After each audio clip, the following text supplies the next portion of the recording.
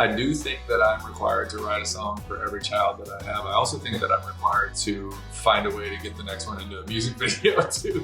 Hey, this is Brett Young, and this is the hit story about my song, Lady. It's really a song almost like it were written as a letter to my daughter before she was born, letting her know that her mom is incredible, and if she's ever questioning what kind of person to be, that she had a perfect role model, and if she ever needs to laugh once in a while or somebody to screw around with, dad'll be here. But the role model position in her life is held by her mom. My wife was about 5 months pregnant when we wrote Lady.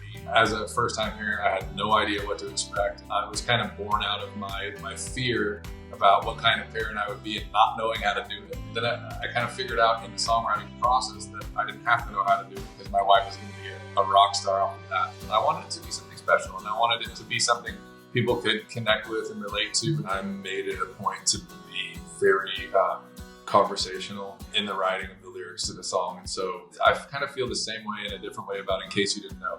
In Case You Didn't Know became the wedding song of my catalog, and it never has the word love in it.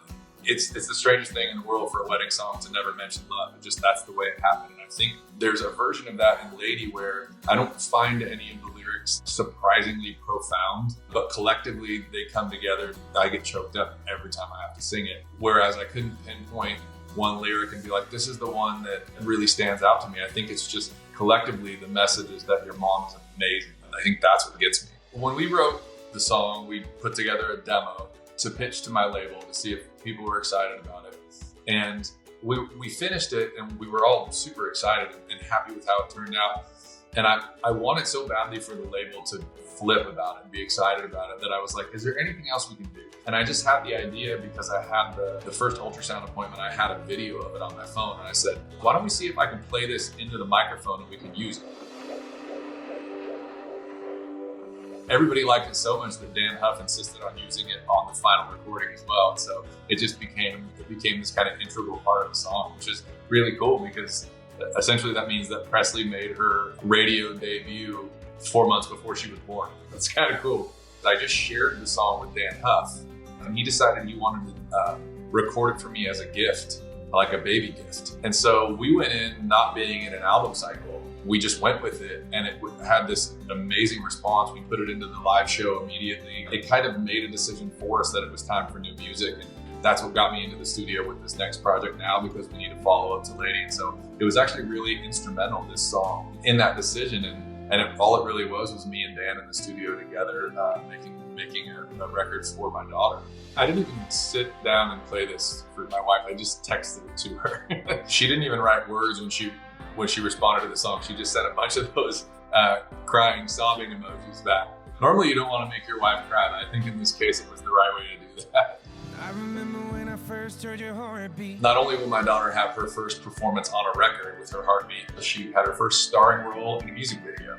We filmed that right at the beginning of COVID. Because we didn't know what was going to happen for a while, we had taken the family out to Palm Desert where Taylor and I got married, just to kind of wait it out. And then we realized we needed a music video for a new single, and I didn't want to have a crew full of people at the house we were staying. So I reached out to my good buddy. I had him drive all the way to Palm Desert from Oregon and shoot the music video all by himself. He didn't have any extra assistance or anything. He was a miracle worker and able to keep Presley from crying long enough to get the shots he needed. My beautiful wife steals the show, and so he had beautiful subjects to work with, but I was just over in the corner making things difficult. I have so many favorite moments in that music video because most of it was real everyday life that Seth just followed us around with the camera and captured. One of my favorites because Presley wants to watch that video all the time still.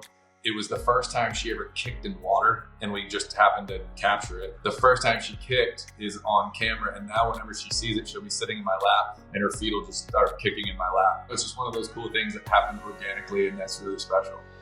From something that was intended to be for personal use only, to us realizing how many people were going to relate, the reaction has been through the roof.